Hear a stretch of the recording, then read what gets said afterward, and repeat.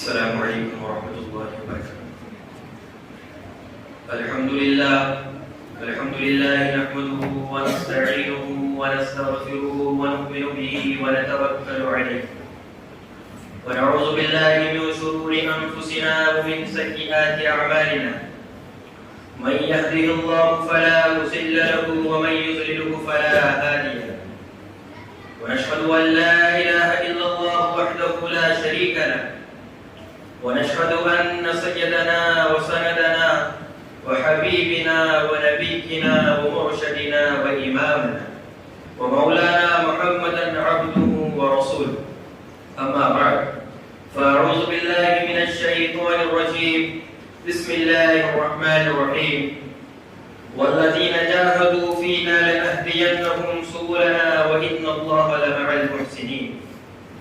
وقال النبي صلى الله عليه وسلم: العلماء أمناء الدين ما لم يخالط الأمراء، وإذا هم يخالط الأمراء فهم نقص الدين فاحذروه، أو كما قال عليه الصلاة والسلام.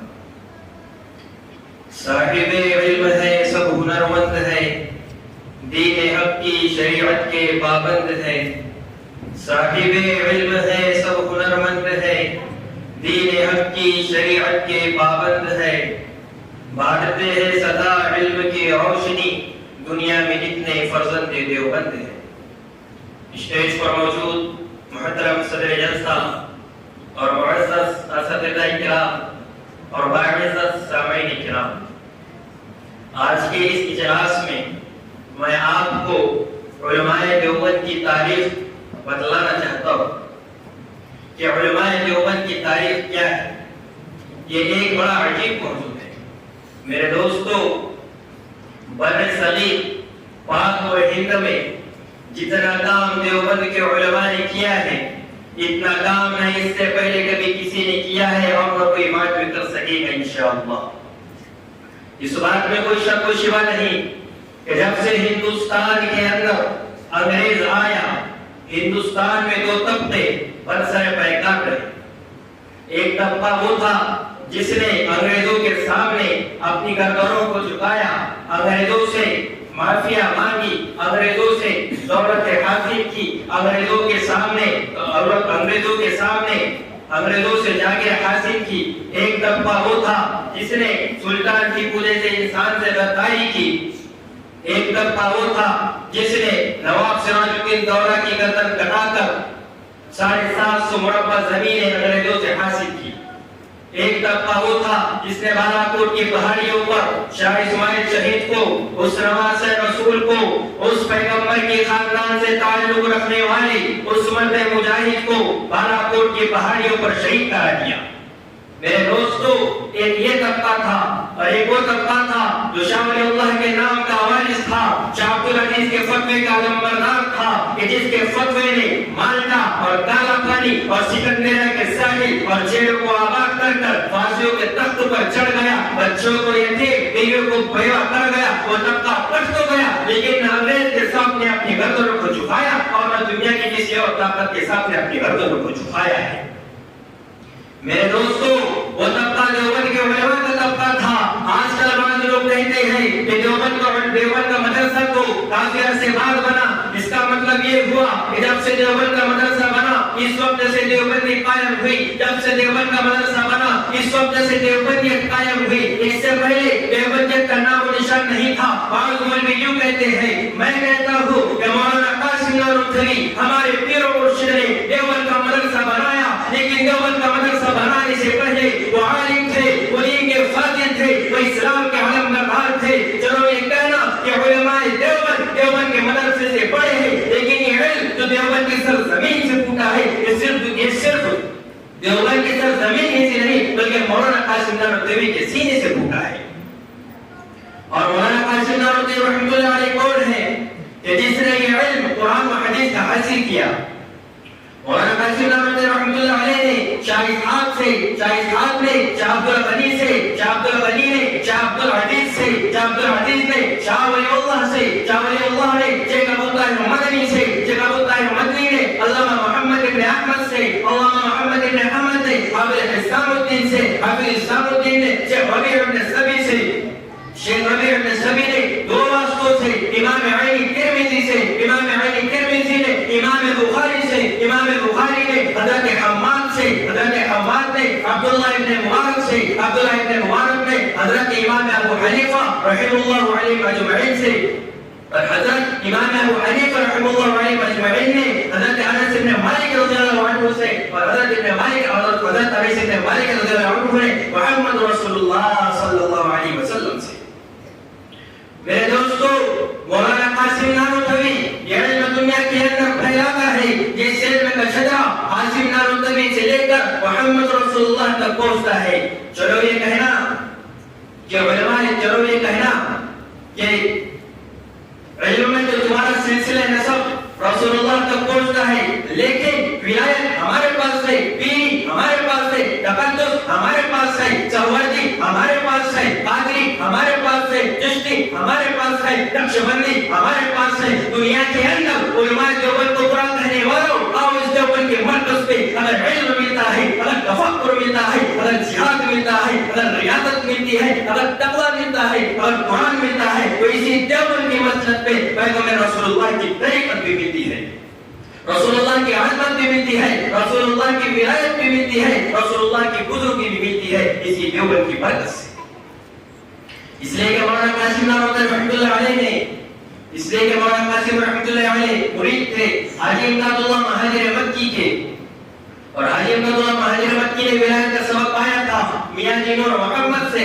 میاں جی نور محمد نے شیخ عبدالوہاری سے، شیخ عبدالوہاری نے شیخ عبدالہادی سے، شیخ عبدالہادی نے شیخ عبدالدین سے، شیخ عبدالدین نے شیخ عبدالحق سے، شیخ عبدالحق نے شیخ عبدالقدوس گنگوہی سے، شیخ عبدالقدوس گنگوہی نے خواجہ جلال الدین خانسیری سے، خواجہ جلال الدین خانسیری نے خواجہ نظام الدین اولیاء سے، خواجہ نظام الدین اولیاء نے خواجہ علاء الدین صابر کلیری سے، خواجہ علاء الدین صابر کلیری نے بابا فرید الدین گنج شکر سے، بابا فرید الدین گنج شکر نے خواجہ علی ہجویری سے، خواجہ علی ہجویری نے خواجہ قطب الدین محمد چشتی سے، خواجہ قطب الدین محمد چشتی نے خواجہ معین الدین چشتی اجمیری سے، اور خواجہ معین الدین چشتی اجمیری نے شیخ محمد ابن احمد سے، شیخ محمد ابن احمد نے سلطان بن عمر سے، سلطان بن عمر نے خواجہ فضیل بن عیاض سے، اور خواجہ فضیل بن عیاض نے حضرت حسن بصری سے، اور حضرت حسن بصری نے حضرت علی مرتضی سے، اور حضرت علی مرتضی رضی اللہ عنہ نے محمد رسول اللہ صلی اللہ علیہ وسلم سے۔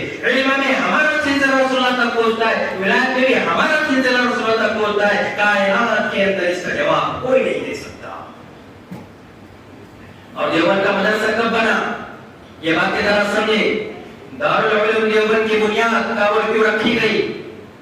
1601 عیسوی کے اندر ہندوستان میں انگریز آیا اور اس نے تجارت کے نام پر آہستہ آہستہ پورے بر صغیر کے مسلمانوں پر اپنی غلامی کی زنجیروں میں مسلمانوں کو جکڑ لیا، اور ایک وقت آیا کہ 1739 عیسوی کے اندر شاہ عبد العزیز محدث دہلوی شاہ ولی اللہ کے گھر پیدا ہوتے ہیں، اور 1762 عیسوی کے اندر شاہ عبد العزیز رحمۃ اللہ علیہ نے ہندوستان کی تاریخ کے اندر سب سے پہلا فتویٰ جہاد جاری کیا کہ انگریز کے خلاف ہندوستان کے اندر جہاد کرنا فرض ہو چکا ہے۔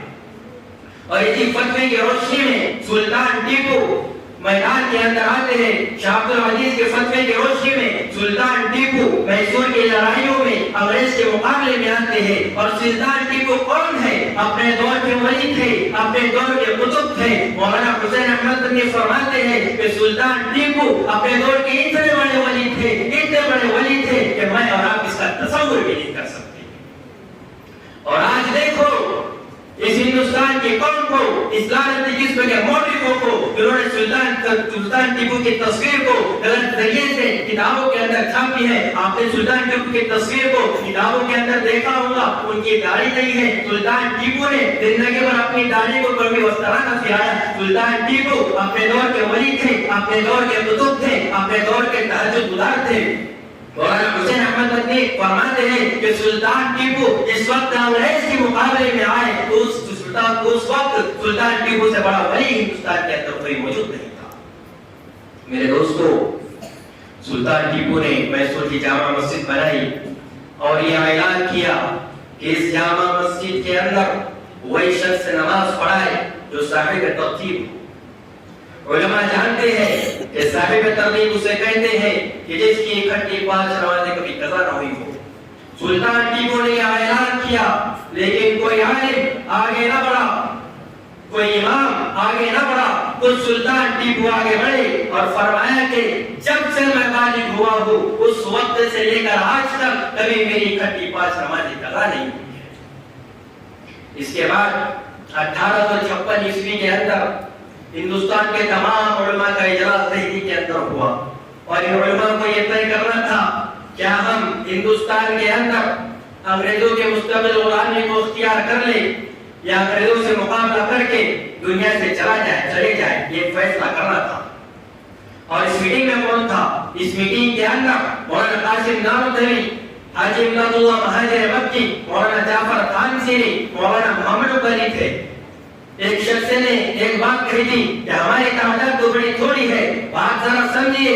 حضرت مولانا قاسم نانوتوی رحمۃ اللہ علیہ نے فرمایا کہ ہماری تعداد قادیان بدر سے بھی کم ہے. بس یہ جملہ کہنا تھا تو مجمع میں آگ لگ گئی اور یہ فیصلہ قرار پایا کہ انگریزوں سے جنگ کرنا چاہیے.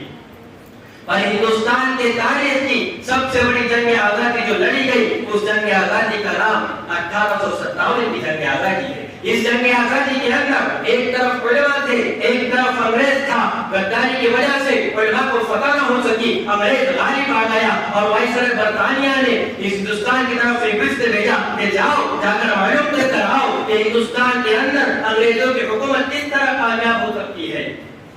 تو اس رپورٹ کے اندر میں لکھا گیا کہ جب تک ہندوستان کے اندر مولوی موجود ہے, جب تک ہندوستان کے اندر قرآن موجود ہے, اس وقت تک انگریز کی حکومت کامیاب نہیں ہو سکتی. میرے دوستو, مسٹر ٹامسن اپنی انگریزی کی کتاب میں لکھتا ہے کہ 1863 عیسوی کے اندر 1863 عیسوی سے لے کر 1864 عیسوی تک یہ ہندوستان کے بڑے عالم نقصان ہے. ان سالوں کے اندر علماء کو, ان سالوں کے اندر 14,000 علماء کو دہلی کی چاندنی چوک سے لے کر خیبر تک کے درختوں پر 14,000 علماء کرام کے گردروں کو لٹکایا گیا. مسٹر ٹامسن کہتا ہے کہ بڑا عجیب ماحول تھا کہ شاہی مسجد کے سامنے میں ایک پھانسی کا پھندا تیار کیا گیا اور 80 علماء کو پھانسی دی گئی. 80 علماء کو گولیوں کے اندر بند کر دریائے راوی میں ڈالا گیا اور اوپر سے ان کو گولیوں کا نشانہ بنایا گیا. میرے دوستو, ٹامسن اپنی انگریزی کے کتاب میں لکھتا ہے کہ بڑا ہی عجیب ماحول ہے کہ میں جب اپنے خیمے کے اندر جاتا ہوں تو کیا دیکھتا ہوں کہ 40 علماء کو لایا گیا اور ان 40 علماء کے کپڑے اتار کر انہیں آگ کے انگاروں پر لٹایا گیا. اس کے بعد اور 40 علماء کو لایا گیا اور ان کے کپڑوں کو اتار کر ان سے کہا گیا کہ اے مولویوں, صرف ایک بار کہہ دو کہ تم 1857 کی جنگ آزادی میں نہیں تھے, تمہیں ابھی کے ابھی چھوڑ دیتے ہیں. مسٹر ٹامسن کہتا ہے کہ مجھے پیدا کرنے والے کی قسم ہے, پہلے 40 علماء بھی آگ کے انگاروں پر کٹ گئے, آگ کے انگاروں پر جل گئے اور پچھلے 40 علماء بھی آگ کے انگاروں پر جل گئے, لیکن کسی نے بھی انگریز کے سامنے اپنی گردنوں کو نہیں جھکایا. اس کے بعد ہندوستان کی زندہ جاویدہ تاریخ اپنا رخ موڑتی ہے اور مولانا قاسم نانوتوی رحمۃ اللہ علیہ کو خواب میں آپ علیہ الصلوۃ والسلام کی زیارت نصیب ہوئی. آپ علیہ الصلوۃ والسلام نے فرمایا کہ نانوتوی دیوبند کی جگہ پر ایک مدرسے کی بنیاد رکھو. مولانا قاسم نانوتوی رحمۃ اللہ علیہ نے 1867 عیسوی کے اندر دیوبند کے مدرسے کی بنیاد رکھی اور اس مدرسے کا سب سے پہلا طالب علم شیخ الہند محمود الحسن دیوبندی ہے, جس نے سب سے بڑی عالمی تحریک رشوہ روال کی بنیاد ڈالی. میرے دوستو, وہ شیخ الہند جن کے شاگردوں میں اشرف علی تھانوی جیسا حکیم الامت پیدا ہوا جس نے 2800 کتابیں لکھی. میرے دوستو, وہ شیخ الہند جن کے شاگردوں میں انور شاہ کشمیری پیدا ہوئے, وہ شیخ الہند جس کے شاگردوں میں تبلیغی جماعت کے بانی مولانا محمد الیاس پیدا ہوئے اور آج مولانا محمد الیاس رحمۃ اللہ علیہ کی تبلیغی جماعت پورے دنیا کے اوپر میں چھا رہی ہے اور دنیا کی کوئی طاقت اب تبلیغی جماعت کا مقابلہ نہیں کر سکتی. اور آپ کو یہ پتا ہونا چاہیے کہ ایک طبقہ کراچی سے چلا, ایک طبقے نے پھر ایسی ایک جماعت قائم کی اور اس جماعت کا نام رکھا سنی تبلیغی جماعت.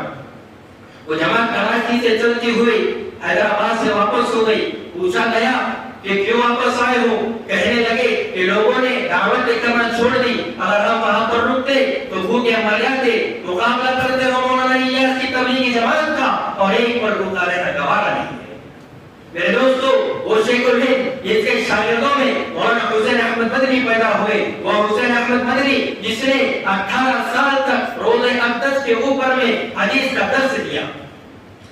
جب شیخ الہند محمود الحسن رحمۃ اللہ علیہ کی وفات ہوئی اور آپ کا جنازہ حکیم اجمل دہلی سے, حکیم اجمل کی کوٹھی سے دیوبند لایا گیا, تو اس وقت مولانا حسین احمد مدنی موجود نہیں تھے.